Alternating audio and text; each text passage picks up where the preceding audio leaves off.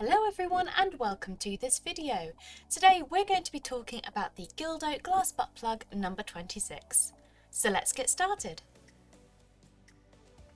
So this is the Gildo Glass Butt Plug No.26 itself. As you can see, this is not your standard butt plug. This butt plug is made entirely out of transparent glass. It's very strong and durable, suitable for both men and women and beginners and experienced users alike.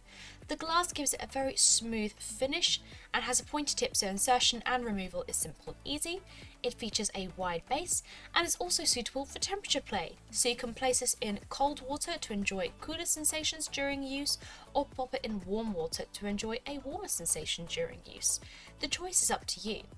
You can also use a variety of different lubricants. For example, you can use a water-based lubricant, or you can even use a silicone-based lubricant. Because it's glass, you can use either. Make sure to clean the glass butt plug after every use, and for this we would recommend to use a toy cleaner and lukewarm water.